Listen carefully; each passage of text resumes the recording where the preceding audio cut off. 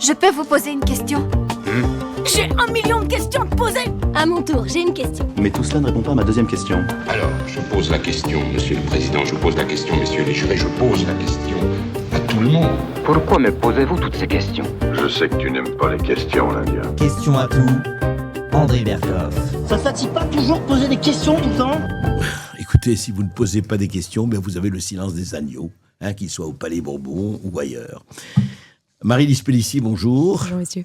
Alors, vous êtes enseignante, vous êtes diplômée de philosophie et vous êtes la porte-parole de la Marche pour la vie qui aura lieu ce dimanche, je crois, au Trocadéro. C'est bien ça, à Paris, 16e, plage du Trocadéro. Alors, la Marche pour la vie, c'est quoi ? La Marche pour la vie, c'est la réunion annuelle de tous ceux qui veulent rappeler le respect de la dignité humaine de sa conception jusqu'à la mort naturelle. Donc, c'est ceux qui veulent promouvoir ce respect de la vie, de l'enfant à naître et de la personne en fin de vie. Promouvoir en dénonçant certaines lois, certains actes et puis en promouvant aussi des solutions. Parce que, évidemment, s'il y a aujourd'hui l'avortement en France et si aujourd'hui on demande l'euthanasie, c'est qu'il y a un problème auquel il faut répondre. Donc la Marche pour la vie essaye de proposer des solutions. Alors, parce que vous mettez sur le même plan avortement et euthanasie ? C'est les deux bouts de la chaîne. Vous avez le début de vie où l'enfant, avant sa naissance, est menacé par la question de l'avortement et la fin de vie, aujourd'hui, les personnes fragiles, malades. On ne va pas faire des discussions sur l'avortement, ça mériterait effectivement une émission entière, ou plusieurs d'ailleurs. Juste quand même une question, parce qu'il y a beaucoup de choses à dire, mais quand même, vous ne pensez pas quand même je veux dire, parce qu'il faut se mettre dans les conditions sociales et économiques et autres. Et je ne parle même pas d'une fille qui a été violée, qui tombe enceinte, mais quand même, et quelqu'un qui, si vous voulez, qui est dans des conditions, vous savez très bien, qui n'a pas bénéficié et qui n'a pas pu prendre de précautions. Et quand vous tombez avec quelqu'un avec qui vous n'avez aucune envie de vivre ou quoi que ce soit, pensez pas quand même qu'il y a quand même des degrés de dégradation dans le... Il y a des degrés des situations différentes, plus ou moins graves. Oui. Dans les 150 000 avortements qu'on compte en 2024, je pense qu'on ne peut pas dire que les 250 000 sont des cas de détresse non, il y en a. Vous admettez qu'il y en a beaucoup. Et il y en a, et totalement. Et en fait, la question, c'est qu'est-ce qu'on répond à ça ? Parce que évidemment qu'une femme, quand elle est enceinte, c'est un bouleversement tel... Non, mais surtout si elle est enceinte, alors qu'elle n'a pas voulu.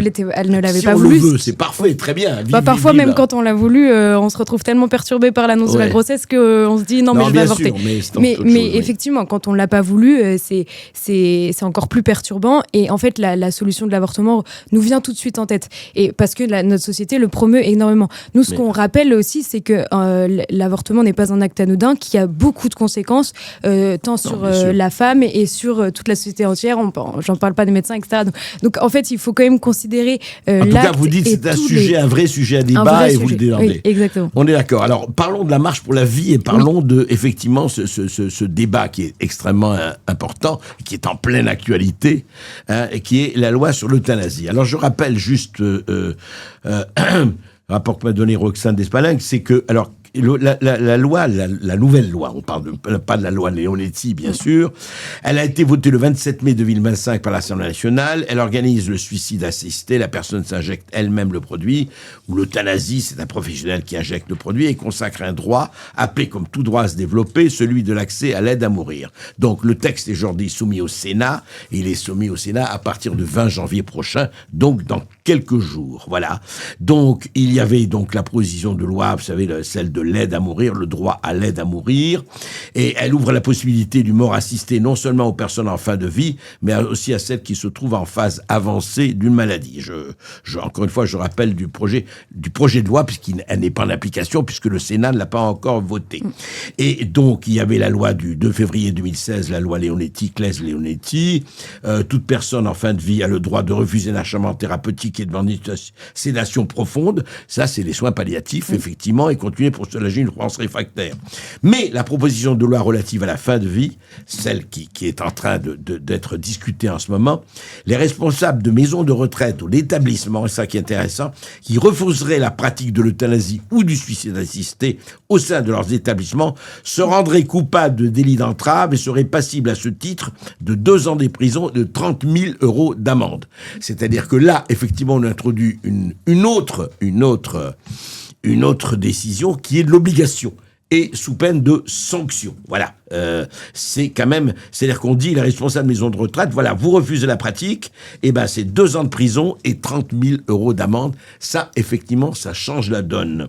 Alors, et pour vous, c'est ça qui vous fait aussi réagir et marcher? Oui, bien sûr, parce qu'on se bat pour le respect de l'objection de conscience des médecins, et le fait pour un médecin de savoir que dans son établissement de santé, il y a cette obligation de proposer ce service, y compris dans les services de soins palliatifs, de proposer l'euthanasie, c'est quand même justement totalement contradictoire avec l'éthique des soins palliatifs. Les soins palliatifs sont nés pour répondre à 2 problèmes, le pentobarbital, donc l'euthanasie clandestine, et l'acharnement thérapeutique. Et c'est la 3e voie, en fait, les soins palliatifs, c'est la 3e voie. Donc pour des soignants qui vont tout faire pour s'occuper de la personne en fin de vie, la prendre en charge et la soigner dans toutes ses dimensions, le fait de devoir proposer l'euthanasie dans leur établissement de santé est juste une absurdité et très lourd. Mais pourquoi ils mettent ce délit d'entrave? C'est intéressant de se poser la question. Pourquoi ils mettent ce délit d'entrave? Parce que tout simplement, il y a quand même une grande majorité de soignants aujourd'hui qui sont opposés à l'euthanasie. Et s'ils n'obligent pas les établissements de santé à le mettre, personne ne le fera. Oui, c'est ça. D'où l'obligation sous peine de sanction. Victor Larger, bonjour, docteur Larger, vous êtes avec nous.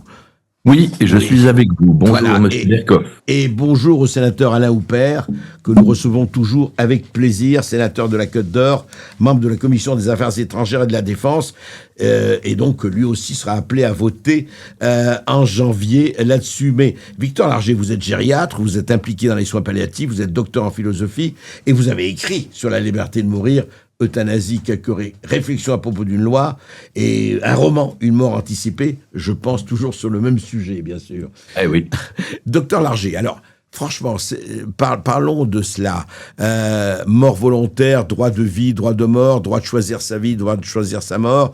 Ça fait depuis très longtemps, évidemment. Vous avez l'association pour le droit de mourir dans la dignité qui disent, mais écoutez, laissons chacun faire son choix.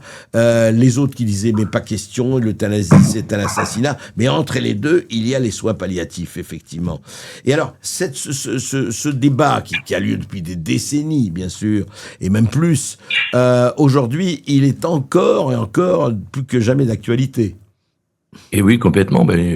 On le voit depuis 2 ou 3 ans, je ne sais plus exactement quand est-ce que la procédure a été faite, mais régulièrement, ça revient sur le tapis. Alors, c'est éloigné par les difficultés parlementaires des gouvernements successifs, ouais. Mais là, aujourd'hui, on arrive un petit peu au dernier round, en ce sens que aujourd'hui le projet de loi qui a été adopté par l'Assemblée va arriver au Sénat, ou arrive au Sénat et sera discuté lundi ou mardi, et que cette fois-ci, il faut quand même vraiment dire les choses telles qu'elles sont, et ça fait tellement longtemps que le débat dure. Vous avez peut-être remarqué qu'il y a une progression dans cette affaire entre la loi Leonetti, la loi Leonetti-Claes. Alors, rappelons-le. On y revient sans cesse. Oui, faisons un peu juste rapidement l'historique, docteur Larger.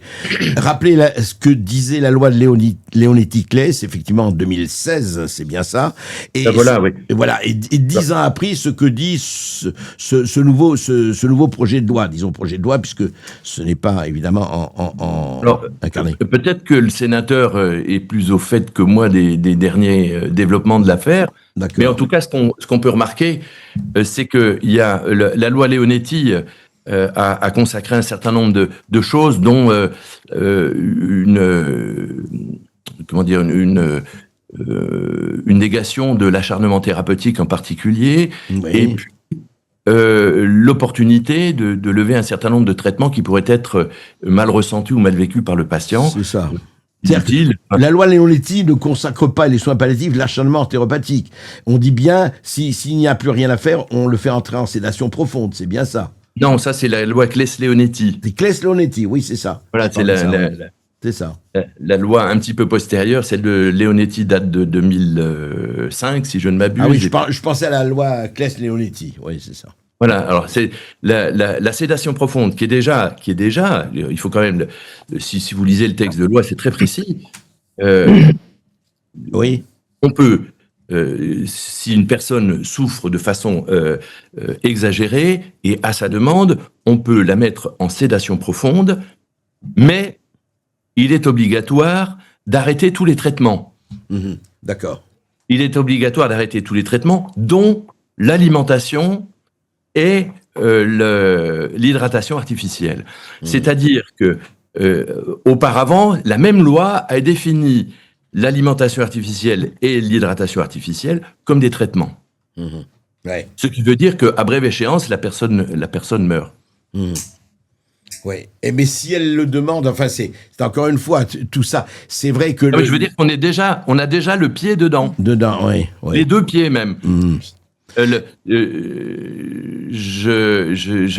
J'avais déjà écrit un article en 2005 à la suite de la loi Leonetti pour dire attention, on a déjà un pied dedans.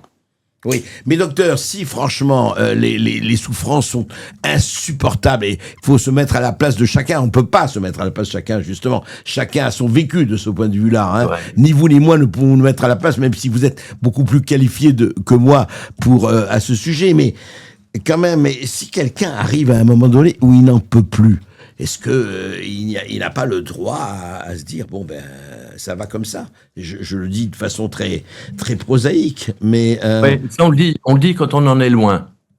Ah, vous pensez qu'on ne le dit pas quand on en est près? On le vit différemment. Ouais. On le vit sincèrement très différemment, notamment en fonction de l'environnement, en fonction des soins qui sont donnés. Et les soins, c'est pas simplement de la médecine. Non, les soins, c'est de la présence, c'est de l'accompagnement au quotidien. C'est pour ça qu'il y a des professionnels de santé.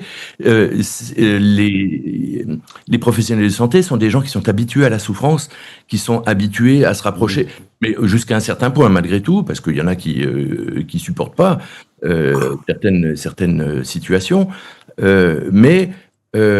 donc les professionnels de santé ne doivent pas abandonner leur poste à ce moment-là. Tout à fait, mais docteur, c'est intéressant, vous ne concevez pas que des patients peuvent aussi ne pas supporter la situation? Ça existe. Ça existe. Ça existe, bien sûr que ça existe. Dans des cas relativement limités, à partir du moment où soulage leur souffrance, oui, mais... souffrance. Ouais. Si, c'est extrêmement limité à la fin. Non, ce que je veux dire, et c'est vrai que dans une situation philosophique, on pourra en discuter pendant des heures.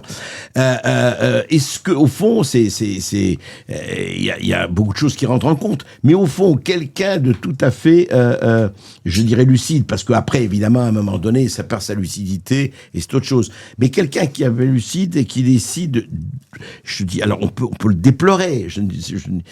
Après, c'est un accord moral ou religieux ou autre ou éthique, chacun a son éthique. Mais quelqu'un de lucide, quelqu'un d'être humain qui décide pour des raisons X et Y, je ne parle pas des suicides, je ne parle pas du suicide, hein, je parle d'en finir avec un État qu'il ne supporte plus. Est-ce qu'on n'a pas à respecter ce choix? Mais au nom de quoi? C'est ça que je au nom de la liberté humaine de quelqu'un de lucide. Donc la question est la question de la liberté. Oui, absolument, absolument. Alors, vous venez de toucher une question quand même éminemment difficile.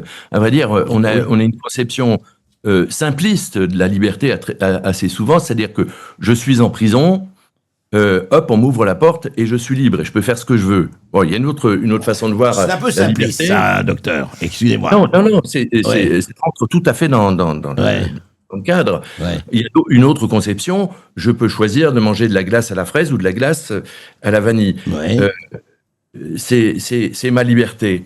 À vrai dire, lorsque je choisis ma glace à la vanille ou au chocolat ou à ce que vous voulez, en fait, je ne fais que répondre à un déterminisme biologique qui me pousse ou un désir très qui est en fait quelque part un carcan pour moi qui me pousse à aller vers la glace à la vanille. Je veux dire que notre choix libre n'est pas si évident que ça à ce moment-là. Est-ce que vous saisissez ce que je veux dire? Non, parce que je ne saisis pas vraiment le rapport entre la glace et la vanille et la vie et la mort. Ça me paraît quand même... je ne crois pas que c'est du même ordre ou du même domaine. Mais attendez, allez un petit peu plus avant. Ouais. Donc, à vrai dire, la plupart de ce qui apparaît être ce que nous pensons être nous ne sont pas des vrais choix. Sont simplement des prises de position déterminées soit par des sentiments que nous ne maîtrisons pas, soit par des sensations, soit par des envies, soit par des contraintes extérieures que nous n'avons pas choisies. Vous naissez dans une famille de gauche, vous êtes de gauche, vous naissez dans une famille de droite. Mais si, malgré... Oui, mais on peut changer, oui, bien sûr. Il y a quelques rebelles là au milieu, mais malgré tout, vous êtes un peu déterminés par vos conditions de vie, malgré tout. Et lorsque vous faites un regard comme ça, panoramique sur l'ensemble de votre vie, et vous apercevez que vous choisissez finalement peu de choses. Et on a l'impression que la liberté, c'est quelque chose de facile et que je peux énoncer un désir de manière complètement non contraint. Or, je réponds sans cesse à des contraintes. Il est extrêmement rare de répondre sans contrainte, c'est-à-dire vraiment librement. Et c'est drôle, vous placez la liberté presque, excusez-moi, cher docteur, mais on va en parler, c'est une discussion absurde, au magasin des accessoires. Moi, je crois, je vais vous dire ce que c'est la liberté. Pardon. La liberté, c'est ce que vous faites de ce qu'on a fait de vous. Vous n'avez pas choisi votre milieu, vous êtes dans un milieu catholique, vous allez être extrêmement déterminé par ça. Vous êtes dans un milieu marxiste bolchevique, vous allez être extrêmement déterminé par ça. Mais, c'est quoi la liberté? Et c'est ça la liberté, c'est que vous pouvez absolument vous construire vous-même, en fonction, vous ne rejetez pas tout, mais vous choisissez vos directions, vos choix, etc. Et ça, c'est ça la liberté. La liberté, c'est pas une petite chose à côté, comme ça, qu'on met à côté. Non. La liberté, c'est très important. Pourquoi vous croyez, je vais vous dire, et là, je vais donner la parole, pourquoi vous croyez qu'un peuple iranien qui a grandi, ces jeunes, ils ont grandi chez les ayatollahs, ils ont grandi dans une dictature islamiste, ils auraient dû être lobotomisés. Pourquoi vous croyez que, vous voyez ce que je veux dire? Ne vous fâchez pas contre moi. Non, je ne me fâche pas. J'essaie de vous montrer tout simplement que ce que vous croyez de votre liberté est plus complexe que vous ne l'imaginez. Je ne sais pas. Non, mais peut-être. En tout cas, c'est intéressant. Et on peut aller beaucoup plus loin dans le. Il n'y a pas beaucoup d'endroits où on peut vraiment exercer sa liberté. Et effectivement, c'est dans des choix de vie extrêmement profonds. À vrai dire, la plupart du temps, même lorsque nous naissons dans une famille X ou Y, même si nous nous opposons à cette famille, nous sommes déterminés par la volonté contraire, c'est-à-dire que nous nous positions par rapport. L'acte libre réel n'est pas encore là. Et on a voulu, notamment, il y a toute la philosophie sartrienne, etc., dire que l'acte libre était celui de se donner la mort. Et c'était l'acte. Enfin, il y a quelque chose d'absolument, esthétique presque même dans cette. Bien sûr. Par exemple, pour vous, par exemple, un Hemingway ou un Romain Gary. Alors, là, on prend évidemment des exemples Hemingway qui s'est donné la mort, Romain Gary qui s'est donné la mort pour des raisons X et Y, effectivement. Vous estimez que c'est. Alors, j'imagine que ce n'est pas bien, que c'est presque un péché de se donner la mort. Je voudrais savoir ce que vous en pensez, par exemple, en prenant Romain Gary ou Hemingway. C'est vous, là, qui parlez à la scène. Dites-moi. Non, je ne me permettrai pas de juger exactement cette situation-là. Moi, je raisonne a priori sur la question de la liberté, en disant, attention, nous ne sommes pas autant libres que nous le pensons la plupart du temps. Nous réagissons la plupart du temps à des actes, à des déterminations, des déterminants qui nous sont soit internes, soit externes, soit en accord, ou en soumission à une contrainte interne ou extérieure, soit en contradiction de cette. Et effectivement, je suis d'accord avec Sartre. La liberté a quelque chose à voir avec la mort. Ah bon? C'est intéressant. Donc la liberté pour vous, alors Ouais, mais c'est vrai qu'on va pas faire un débat sur la liberté. Non, mais c'est Mais très je crois qu'il est intéressant. fondamental. Et il est fondamental, je suis d'accord, mais c'est ça la disputation. Vous savez, notre émission, c'est aussi ce que Montaigne appelait le frottis de cerveau. Même si on n'est absolument pas d'accord, je voudrais, avant de redonner la parole à Marie-Lise Pellissier, je voudrais que le sénateur Alain Houpert intervienne pour, là, ce n'est peut-être pas au législateur encore qu'il va parler, mais en tant qu'homme, en tant que citoyen, en tant qu'Alain Houpert. Alain Houpert, qu'est-ce que vous pensez de à la fois de cette loi et de cette discussion que nous avons, qui me paraît, qui me paraît en tout cas nécessaire? Alain Houpert, on vous écoute. Je suis heureux de retrouver mon ami Victor Larger, qui est docteur en médecine, mais qui est aussi un philosophe, il l'a montré. En parlant de philosophe et de grand écrivain, souvenez-vous de Montesquieu qui disait il faut changer les lois, mais avec une main tremblante. Et il disait ça dans les lettres persanes. Et là, aujourd'hui, on est vraiment dans un renversement anthropologique. C'est-à-dire que on est dans une euphémisation des termes. Souvenez-vous, il y a quelques mois, on parlait de la loi sur l'euthanasie, la loi sur le suicide assisté, donc on change le nom sur le droit à mourir. Et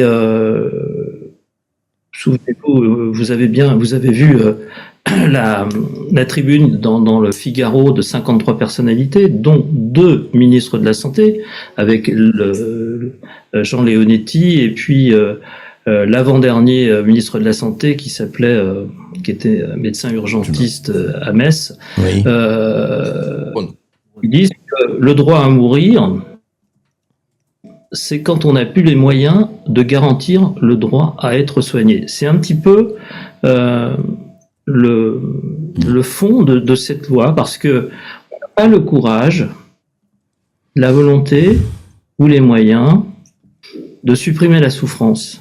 En France, la France est un des pays où les soins palliatifs sont les moins bien considérés et alimentés. Il y a 17 départements en Côte d'Or sur les 100 qui n'ont pas de centre de soins palliatifs. Il faudrait à peu près 170 millions pour pouvoir faire en sorte qu'on ait dans chaque département un lieu de soins palliatifs, c'est-à-dire de sédation de la douleur, un lieu où on peut dire au revoir. Parce que le docteur Larger, docteur à double titre, médecine et philosophie, disait que on va mourir à la fin. Et c'est vrai, parce que quand vous rentrez dans un centre de soins palliatifs, les gens au départ demandent la sédation. Mais après, quand ils voient l'accueil, la présence, le nursing et la bienveillance des soignants, eh bien, ils ont envie de dire au revoir. Voilà. Et il y a une différence dans cette loi où qu'est-ce que veulent les gens? La problématique, c'est comment pose-t-on la question? Le gouvernement disait que 80% des gens veulent l'euthanasie. Mais il y a un nouveau sondage qui vient de paraître dans le Figaro, qui a été fait par Ronnie Pignonnevel, qui dit le contraire. Oui, enfin les sondages, vous savez ce que c'est que les sondages, cher sénateur. Ça sert plus à soutenir qu'à éclairer, comme les lampadaires alcooliques. Donc, posons la bonne question. Et puis, la suppression de la souffrance et l'accompagnement à mourir, à la fin, c'est totalement différent. Parce que, comme a dit Victor Larger, on est dedans. Et une fois qu'on a mis le pied dedans, et on l'a vu dans les pays étrangers, qui sont déjà beaucoup plus avancés que nous, il y a un élargissement progressif des critères. Ça s'appelle la boîte de Pandore. Et je pense qu'on est en train d'ouvrir la boîte de Pandore. Et cette loi, qui devait être repoussée au calende grec, c'est ce qu'avait promis le Premier ministre Cornu, donc on s'aperçoit qu'il y a encore un mensonge. Elle est revenue à l'Assemblée nationale. Elle a été votée à l'Assemblée nationale. Et au Sénat, on va l'étudier. Et moi, j'ai peur que le Sénat édulcore la loi, mais qu'on ne rentre pas dans le débat. C'est pas en 3 jours qu'on fait un débat aussi important. C'est une loi très très importante où on devrait interroger les autorités. C'est pas une loi qui doit être techno. Tout à fait. Non, mais là, on est totalement d'accord. Un médecin, il est là pour soigner. Non serré. Bien sûr. C'est ce que disait Hippocrate il y a 2500 ans. Ouais. On devrait poser la question aussi aux autorités spirituelles. À toutes. Et est-ce qu'on ne devrait pas aller jusqu'à poser, la question aux citoyens ? Est-ce que ça ne pourrait pas, je pose la question à l'homme politique que vous êtes, ça ne pourrait pas faire l'objet d'un référendum ? Ça pourrait. Mais s'il y a un référendum, il faut faire vraiment des débats dans toute la France. Tout à fait. Bien sûr, il ne s'agit pas de lancer comme ça. Bien sûr. Il faut être éclairé pour répondre à une question. Je suis d'accord. Je vais redonner tout de suite la parole à Marie. Je voudrais en tout cas vous dire que, à titre personnel, pour éclaircir bien le débat, je suis évidemment, mais au nom de la liberté, je suis évidemment contre ce délit d'entrave et de 2 ans de prison, de 30 000 € d'amende à ceux qui refuseraient effectivement de se plier à la loi. En tout cas, c'est pour ça que là, pour le moment, je ne comprends pas qu'on puisse, s'il y a des convictions, je ne comprends pas, personnellement, je parle à titre strictement personnel, qu'on sanctionne et qu'on a ceux qui en toute conscience, parce qu'à ce moment-là, chacun choisit, et je trouve qu'effectivement cette espèce de volonté de dire attention, si vous n'êtes pas d'accord, allez, terminez, vous êtes punis et sanctionnés, et ça, il y a un vrai problème. Que pensez-vous de tout cela, Marie-Lise Pélissier ? Alors, je voulais rebondir sur la question de la liberté. Merci de poser je pense que ce sont les termes du débat. Tout d'abord, pour rebondir sur ce que disait le député qui parlait du manque de soins palliatifs. Quand on parle de liberté, si on parle au moins sénateur, le sénateur, pardon. Oui. Quand on parle de liberté, il faut qu'on ait le choix. Au moins, le libre arbitre, c'est qu'on puisse avoir le choix entre 2 alternatives.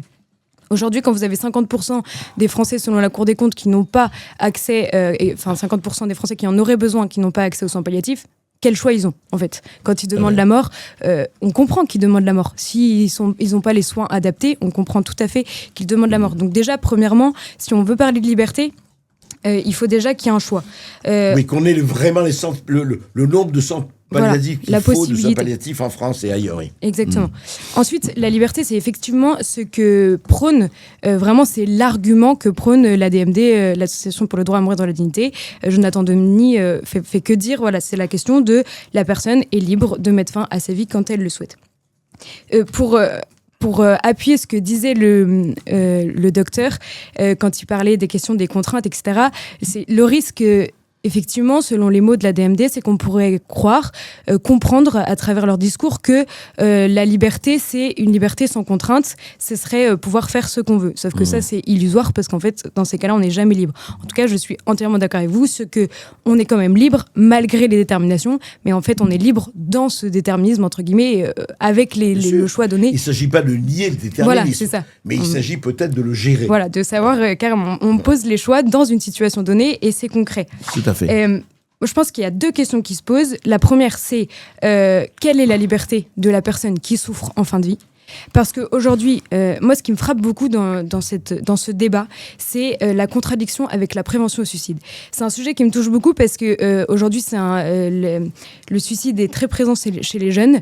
Et on a eu une commission qui a été, une enquête qui a été rendue là en décembre sur la santé mentale des Français. Et c'était assez catastrophique. Et notamment, il disait que chez les jeunes, les jeunes filles font de plus en plus de tentatives de suicide. Et en fait, je trouve ça aberrant de voir que à la fois la France développe tout pour la prévention au suicide et heureusement, toutes les personnes qui font des tentatives de suicide souvent sont hospitalisées. Et à côté, on voudrait offrir le suicide assisté comme quelque chose, comme un droit, un soin. Et j'ai une cousine qui est infirmière en hôpital psychiatrique et elle m'a dit « Mais Marie-Lise, le jour où ça sera légalisé, mon métier n'aura plus de sens. Parce que mon rôle, c'est de convaincre les gens de ne pas se donner la mort. » Bien sûr. En fait. Donc, et d'ailleurs, quand vous parlez de délit d'entrave, le délit d'entrave n'exclut pas les psychiatres et les psychologues. C'est-à-dire que... Ah oui, ils font partie d'être susceptibles d'être sanctionnés au cas de... S'ils s'opposent du suicide. D'accord. Donc, quelle liberté de celui qui souffre en fin de vie. Encore une fois, on a tous pu avoir, peut-être dans des moments difficiles, cette volonté. Et les psychiatres disent que les personnes qui souffrent en fin de vie sont sujettes à des pulsions de mort. Donc, on comprend complètement cette volonté d'en finir. Du coup, dans quelle mesure ils sont libres puisqu'ils sont sous le poids de leur souffrance. Et ensuite, dernier point, c'est l'illusion de croire que l'homme peut tout choisir de lui-même et quel impact sur l'entourage quand quelqu'un se suicide. Aujourd'hui, il y a des études psychologiques qui montrent à quel point c'est dramatique. Alors, il faut en parler. Alors, docteur Larger, je voudrais revenir à vous et aussi à Alain Houpert, mais docteur Larger, effectivement, c'est un débat, d'ailleurs, on ne l'ouvre pas, on sait qu'il existe depuis des décennies, il existe d'ailleurs depuis beaucoup plus, depuis des siècles, enfin soyons clairs, l'histoire du suicide, etc. Encore une fois, on pourrait faire 10 émissions. Je rappelle qu'Albert Camus avait commencé dans le mythe de Sisyphe, le seul problème philosophique qui tient, c'est le suicide. Et puis ça remonte à beaucoup plus loin. Alors justement, entre personnes de bonne volonté, on en parle et je crois que on l'est tous ici. Au fond, ce qui est très gênant, effectivement, dans cette histoire de liberté, vous voyez, je vole, non pas je vole à votre secours, n'avez pas besoin de moi pour votre secours, mais ce qui est intéressant, c'est que par exemple, on dit voilà, il faut la liberté, mais en même temps, attention, ceux qui ne sont pas d'accord, ils seront sanctionnés. Et il y a là, pour moi, un partisan absolu de la liberté, il y a une contradiction qui est quand même pas négligeable, quoi. Ah, on vous entend pas, docteur. Ah, vous m'entendez plus ? Ah oui, ça y est, on vous entend. Voilà. Ouais. Ça n'est pas la seule contradiction. Il y en a beaucoup des contradictions. Il y a faire mourir quelqu'un, l'amener à la mort, et puis la loi qui nous enjoint de porter secours à une personne en danger. Ouais. Est-ce que tuer quelqu'un, c'est l'empêcher d'être dans le danger ? J'en sais rien, à vrai dire. Pas tuer, oui, c'est accepter ses désirs de mort, son désir de mort. Oui, voilà. sauf qu'à certains moments, ça va être comme ça, hein. Ouais. Ça sera, il y aura le suicide, mais il y aura d'autres choses. Vous voulez dire, encore une fois, je vais voler à votre secours. Je ne fais pas du tout mon métier. Non, c'est pas une question de métier. C'est vrai qu'il y a aussi, il faut le dire, un certain nombre de gens, soyons clairs, ce ne sont pas tous des petits angelots. Quelques familles qui voudraient se débarrasser d'un encombrant. Oui, imaginez, oui. On peut aussi, oui, dans ces. Bien sûr. Non, c'est un problème extrêmement compliqué. Bien sûr. Mais moi, si vous voulez, ce qui me gêne profondément, et honnêtement, et je ne suis pas le seul, c'est très partagé, c'est aussi, par exemple, l'acharnement thérapeutique qui consiste à, vous savez, on a eu des exemples où on maintient 15 ans quelqu'un dans le coma, on sait très bien qu'il ne reviendra jamais, mais on le maintient quand même au nom de la sacro-sainte vie. Enfin, du dire, est-ce que ça va pas très loin, ça, quand même? Oui, là, on est tout à fait d'accord. À vrai dire, la question, c'est d'accompagner les gens dans leur vie comme dans leur mourir. Je ne vais pas dire leur mort, parce que la mort, on ne sait pas ce que c'est. Bien sûr. C'est même pas, ça n'est même rien, comme dirait quelqu'un. Dans leur façon de mourir, oui, accompagner les personnes jusque-là. Mais je ne vois pas l'intérêt de devancer l'appel quelque part. De dire, je vais me faire mourir pour ne pas mourir. Non, je vais me faire mourir, mais c'est une vraie question. Quand j'ai décidé, moi, si vous voulez, c'est le côté choisir sa vie. Je parle encore une fois dans des circonstances très précises. Sinon, on peut trouver des tas, d'un côté comme de l'autre, des tas de je ne dirais pas d'excuses, mais d'hypothèses qui permettent de donner telle ou telle thèse. Mais j'estime qu'une personne, homme, femme ou autre, en toute lucidité, en tout choix, si elle a choisi de dire, écoutez, j'ai choisi ma vie, en tout cas, en partie, hein, on revient sur les déterminismes, on va pas revenir là-dessus, mais j'ai pas envie, je choisis ma mort. Pourquoi ces personnes n'auraient pas, elles, le droit aussi de vivre leur mort, si je peux me permettre? Personne ne leur a interdit. Oui, personne ne leur a interdit. Personne ne leur a interdit. Si elles veulent mourir, elles meurent. Hein. Mais si elles veulent se lancer du haut du pont, elles le peuvent. Elles peuvent. Bon, voilà.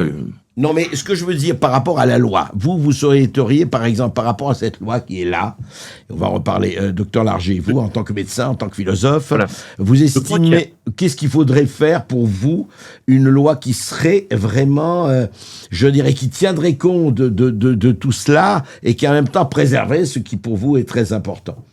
Mais je crois qu'aujourd'hui, on a tous les moyens. Je veux dire que personne ne vit une vie qu'il ne veut pas vivre. Mais je le comprends. On n'a pas envie de vivre dans la souffrance physique, dans la souffrance psychologique. Les ressorts sont beaucoup plus compliqués que ça. Quand vous avez un mal de dents, je voulais vous citer l'exemple tout à l'heure. Quand vous avez un mal de dents, ça fait parfois mal, hein, vous mettez un coup de marteau sur le doigt, vous en souvenez un certain temps. Hein, il est évident que vous vous dites, mais comment c'était avant? Et comment ça peut s'en aller. La question de la mort, elle est très présente là. Presque, mais presque autant mourir que de vivre un truc pareil. Vous comprenez ça? Donc à partir du moment où il y a la douleur, il y a forcément la mort qui est présente. À partir du moment où il y a une souffrance quelconque, la question de la mort se présente là, devant nous. Est-ce que à chaque fois, je vais accéder à ce désir-là? Bien sûr, bien sûr. C'est pour ça que la réflexion, elle doit aller beaucoup plus loin que ce que les affects nous commandent. Non, vous avez tout à fait raison, et on a tous des exemples chez des amis ou des proches qui ont des turbocancers ou qui ont ceci ou cela, et qui savent très bien que ça va finir, mais effectivement, où on dit, écoutez, ça va finir, ça y est, j'ai fait, et on dit, attends, tu peux encore vivre, et tu peux vivre pas mal, tu veux bien par rapport à... Oui, c'est un problème à la fois... Il y a encore un paradoxe là derrière. Oui. À partir du moment où supprimer la souffrance et la douleur, et les soins palliatifs sont là pour ça, vous révélez, vous laissez l'occasion à une autre douleur d'apparaître. C'est-à-dire que, comme il n'y a plus la douleur, la mort est moins présente dans l'esprit. Or, je sais que je vais mourir. Et ça, c'est une souffrance existentielle terrible. C'est pour ça que l'accompagnement est très important. C'est pour ça aussi que les tenants de l'euthanasie n'ont jamais nié la nécessité des soins palliatifs. Oui, c'est clair. Ce serait quand même une preuve de mauvaise foi que de lire. Oui, ce que vous voulez dire, à partir du moment où la médecine arrive à supprimer, ou en tout cas à atténuer la souffrance, eh bien, d'autres valeurs ou d'autres sentiments arrivent, enfin, reviennent. Bien sûr. Bien sûr. Et ça, c'est notre fête de tous les jours. Alors, quand nous avons nos âges et excusez-moi, mais des âges parfois inférieurs, nous sommes anesthésiés par les choses de la vie. Nous nous anesthésions. Notre avenir, quand nous sommes enfants, c'est quand je serai adulte. Quand je suis adulte, c'est d'être bien établi et de fonder une famille. Une fois que vous avez tout ça, c'est quoi? C'est mes vacances, c'est la fin de la semaine, c'est etc., etc. Donc nous rétrécissons notre champ d'investigation et de vie.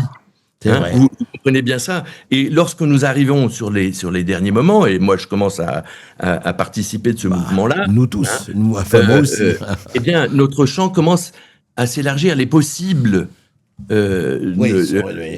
diminuent, et la question existentielle commence à naître là, et se dire, mais que vais-je faire de tout ça? C'est pour ça qu'on peut pas évacuer cette question-là aussi rapidement que par un bout de loi.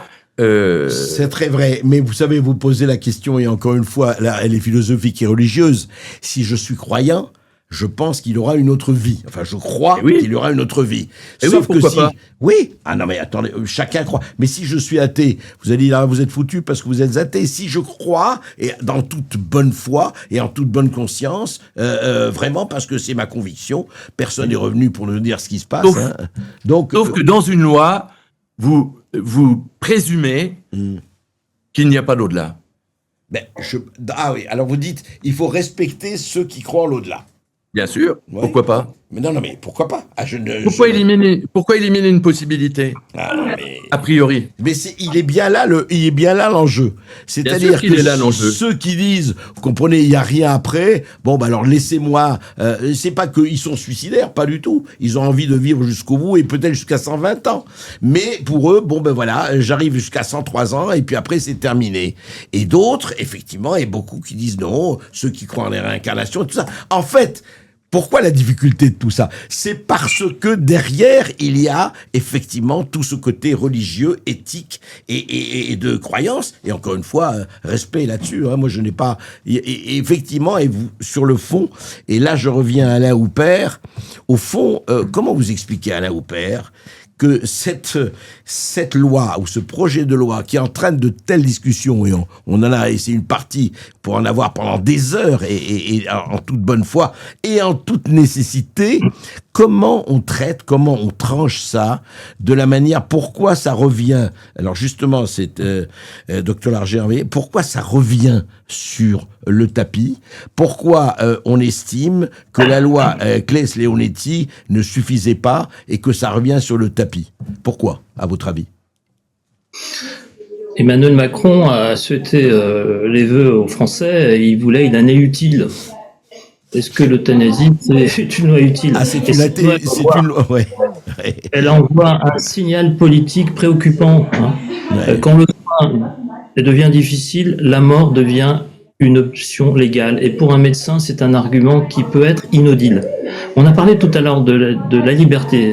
Notre discussion est très intéressante, la liberté. Il y a une fragilisation. Excusez-moi, Alain Houpert, est-ce que c'est chez vous qu'on entend très fortement quelqu'un parler à côté de vous ou pas? Oui. Est-ce que vous pouvez... bon, écoutez, donc juste un moment, je vais faire parler Marie-Lise, et je peux demander parce qu'on l'entend un peu fortement.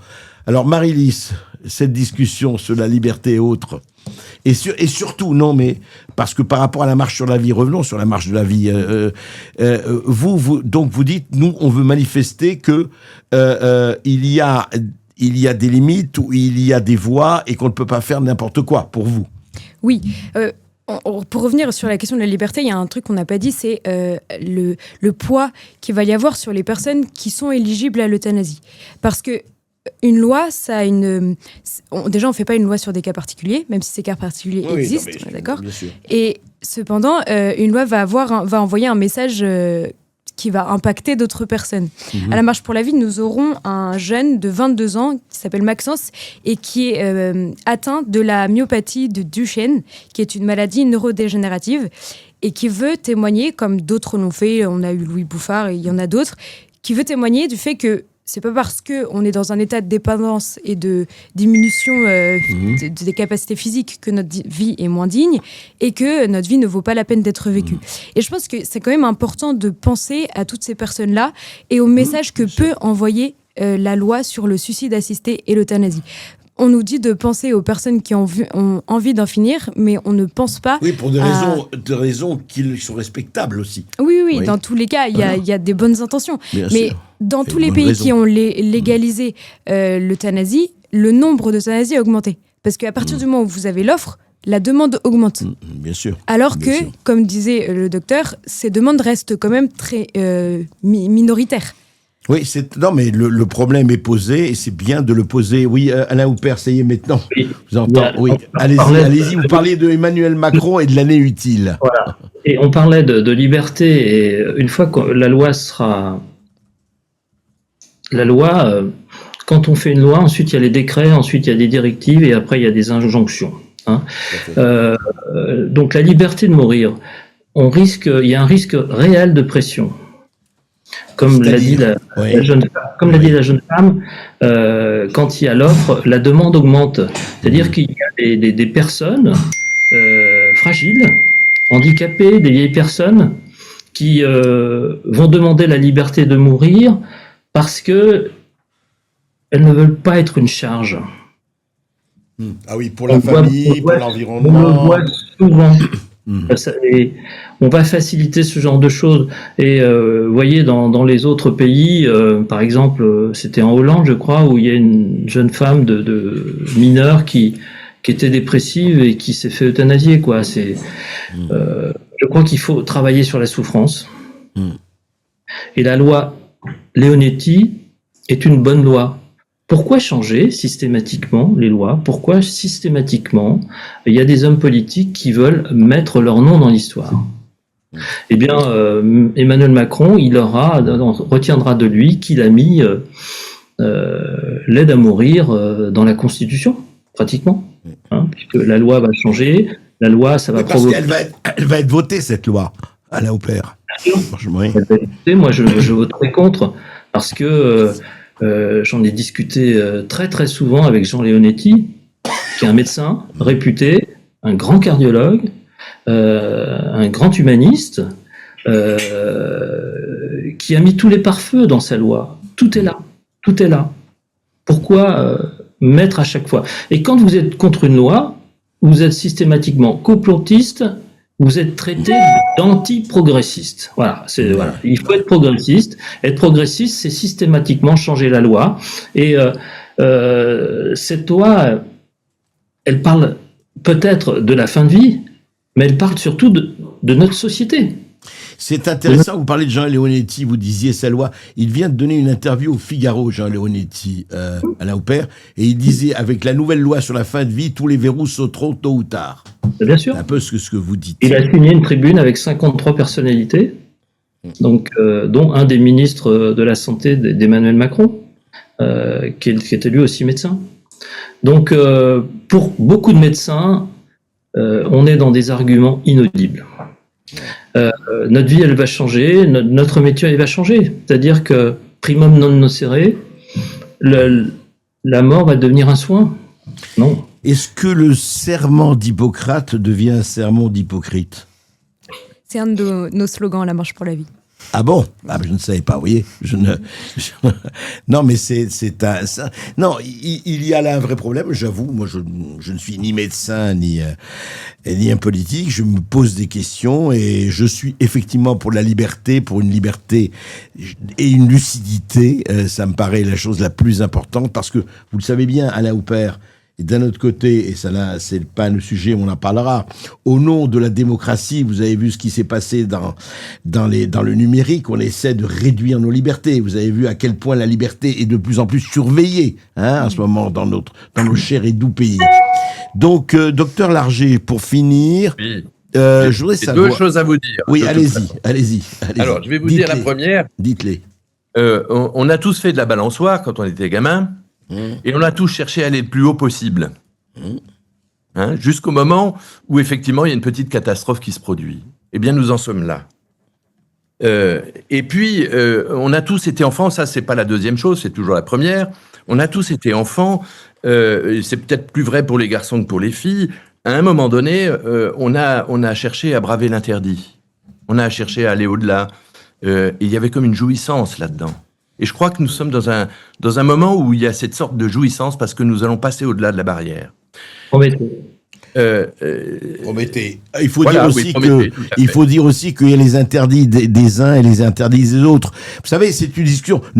Rappelez, docteur Larger, quand Galilée disait, et pourtant elle tourne, l'Église lui disait, t'as intérêt à rien dire, sinon tu vas finir comme Giordano Bruno. C'était pas l'interdit. Il est universel qu'il est interdit de tuer. Ou de faire mourir, ou de conduire à la mort. C'est vrai, malheureusement... Moi, je voudrais rappeler autre chose à propos de la loi. Oui, allez-y. Revenir un peu. Vous savez que... important, vous savez que dans toutes les pratiques industrielles, et y compris, ça s'est introduit dans le soin, il y a des protocoles. Et on doit suivre des protocoles. Oui. Moi, j'ai travaillé comme directeur d'un établissement et je sais qu'il y avait des protocoles et je peux vous dire que les protocoles ne sont pas suivis, ou rarement. Qu'il y a toujours un moment où le protocole n'est pas suivi. Pour des raisons diverses et variées. Pour des raisons diverses et variées, parce qu'il n'y avait pas la chose nécessaire à ce moment-là, parce que on n'y a pas pensé, parce qu'on n'a pas regardé le protocole, parce que je pense que c'est mieux que je fasse comme je veux, etc., etc. Or, il se trouve que dans la loi est inscrit un protocole. Je vous garantis que ce protocole ne sera pas suivi à 100%. Maintenant, je voudrais savoir... Pourquoi, à votre avis, il ne sera pas... Ah oui, à cause de parce chacun. que c'est toujours comme ça. Ouais, d'accord. Parce que c'est toujours comme ça. Il y a une marge d'erreur qui est quand même assez importante en ce qui concerne les protocoles. Donc pour vous, cette loi, elle est liberticide, cette loi qui va être votée ou qui serait susceptible d'être votée.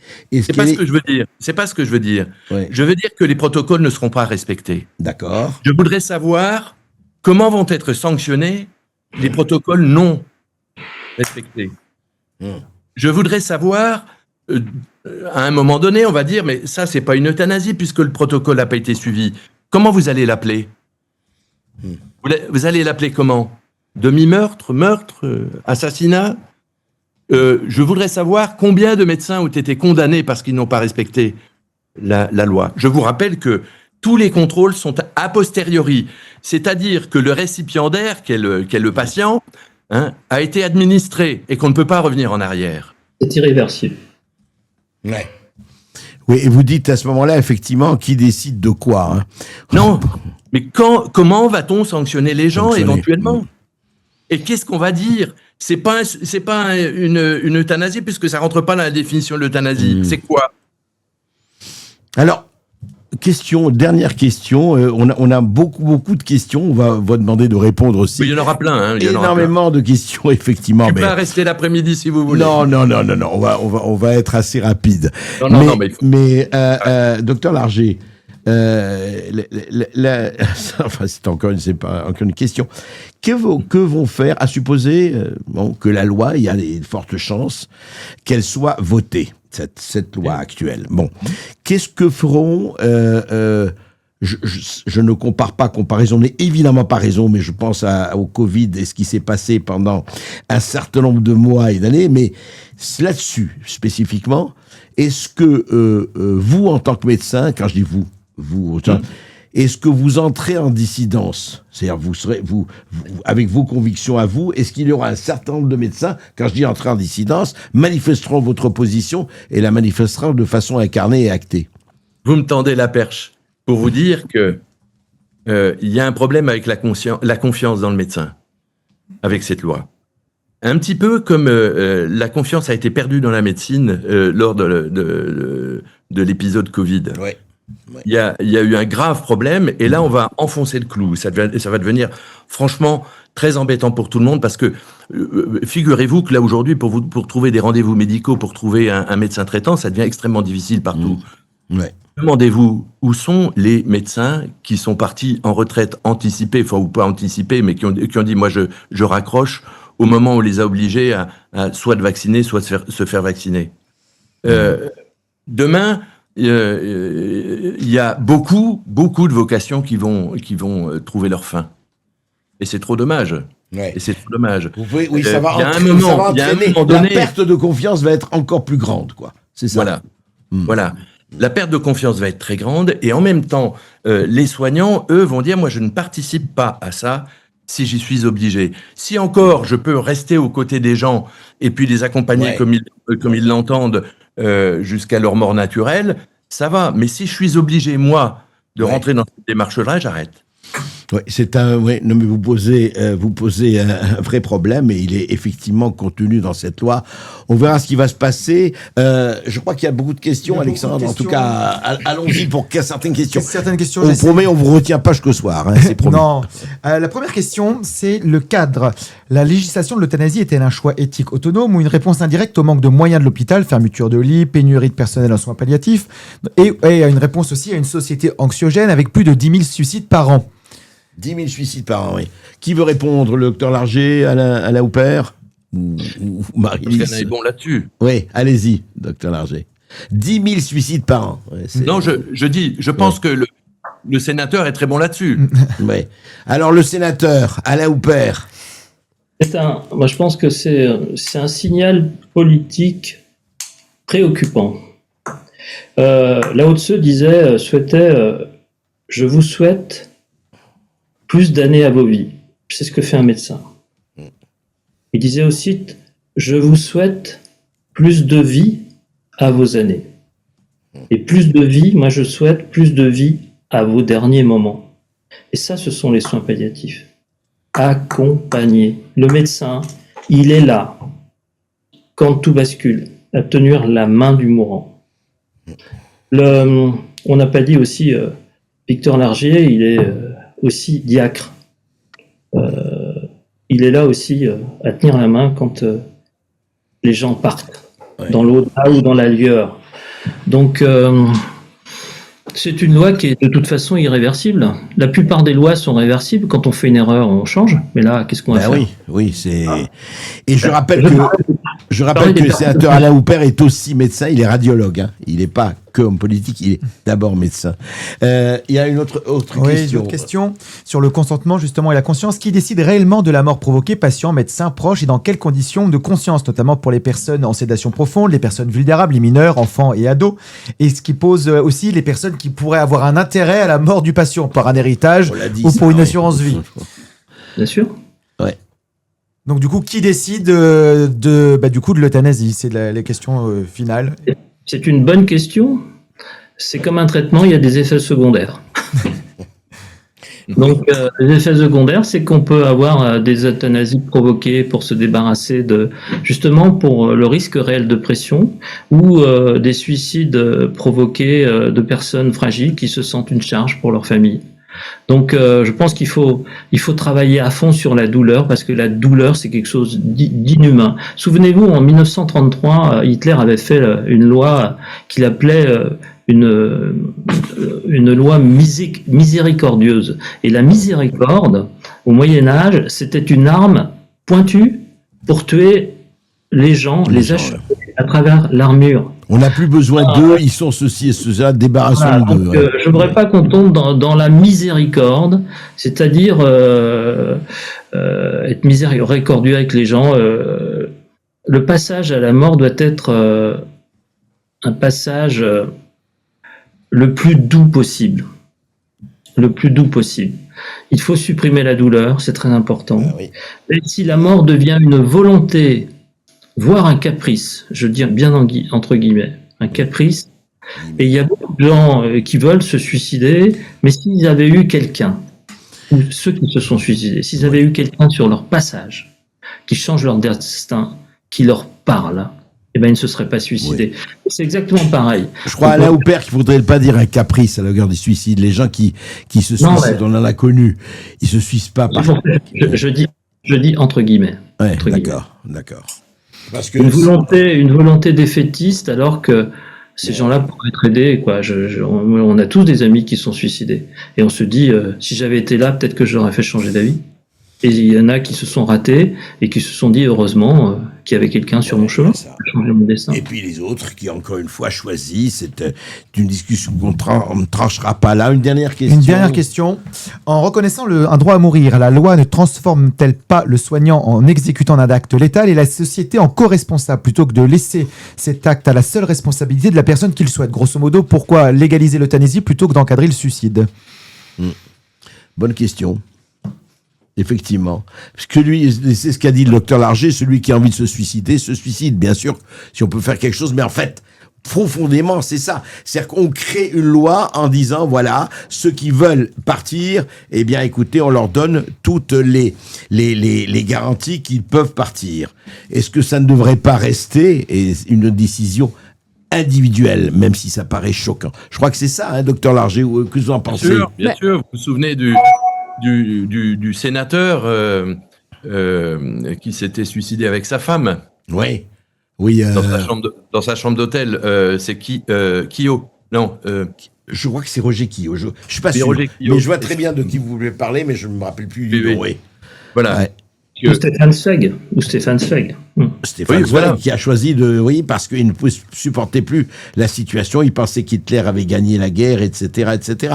C'est vrai, parce que la question qui est posée là, elle est fondamentale. Pourquoi encadrer d'une loi quelque chose qui ressort in fine d'une décision individuelle et qu'on peut respecter? Moi, je respecte. Pourquoi savonner la planche, quoi, en gros? Oui, c'est ça. Non, et pourquoi aider, pourquoi encadrer et légiférer là-dessus? C'est ça le vrai problème. Et là, ça pose la question, et c'est vrai qu'on va prolonger tout ça à un certain nombre de députés, de sénateurs, mais surtout les députés puisqu'ils ont voté. Et on sait qu'ils étaient très nombreux. Litote, c'est n'importe quoi. C'est vrai que cette question doit être posée puisque c'est une question au vrai sens du terme existentielle. Ça. Et j'aimerais ajouter qu'il y a la notion de droit. C'est que le Philippe Vigier, le député, disait le soir où la loi a été votée que ce sera, je cite, un droit qui n'enlève rien aux autres. Mais c'est faux, parce qu'à partir du moment où on crée un droit, il y a forcément un devoir. Donc ça veut dire qu'on crée le devoir pour la société, pour les médecins, de répondre à cette demande de mort. Donc c'est quand même pas anodin. Et j'aimerais bien citer Jean-Marie Gomas, qui est un docteur qui était un des fondateurs des soins palliatifs, qui disait que la compassion, c'était une force active. C'est-à-dire que la compassion, c'est on compatit avec quelqu'un qui souffre, mais on va tout faire pour essayer de soulager sa souffrance. Bien sûr. Lui, il disait que l'euthanasie, pour lui, c'était pas de la compassion, mais c'était plutôt un échec. De dire, c'est la seule solution qu'on trouve, c'est de lui donner la mort. En tout cas, soulageons la souffrance, déjà, c'est fondamental. Je voudrais remercier Victor Larger. Merci, docteur. Vous êtes gériatre, je rappelle. Les soins palliatifs, vous connaissez. Vous êtes docteur en philosophie et diacre. Voilà, la liberté de mourir, euthanasie, quelques réflexions. Merci à Alain Houpert, sénateur de la Côte d'Or, qui en général vote bien, enfin à mon avis il vote bien, et là il va voter contre, et c'est son choix, et c'est un bon choix. Là-dessus, je vous dis, moi c'est la sanction qui m'énerve et la pression qui ne me va pas. Et enfin, Marie-Lise Pélissier, vous allez marcher pour la vie avec beaucoup d'autres ce dimanche autour du Trocadéro Paris 16e. Écoutez, la vie, c'est ce qui reste quand on n'a rien oublié. Alors, André, il y a une pétition, André, il y a une pétition qui circule contre l'euthanasie, le titre c'est « Ne nous laissons pas abattre ». Ah, c'est joli. Ne nous laissons pas abattre. Écoutez, c'est un programme qu'on peut accepter et même prôner. Alors, une petite réflexion d'un auditeur, Théo, qui a dit tout à l'heure, quand André s'est emporté, André n'est jamais en colère, il est juste passionné. Voilà. Non, voilà, mais c'était un petit truc amusant. Et quelqu'un a demandé, André, il y a marqué quoi sur ton t-shirt? On arrive à lire que trans. Je sais pas. Ah, on ne sait pas. Vous savez, juste un mot, je vous dis ça, voilà. Ce sont des fans de l'émission qui m'envoient des t-shirts customisés, voilà. Puis il fait nuit le matin. Voilà, il fait nuit le matin, voilà. Voilà. Vous savez, j'avais, je vous le dis à vous, j'avais envoyé, et m'a envoyé quelqu'un, qui m'a envoyé REAC, vous savez, réaction élémentaire au con. C'est ça, pas mal.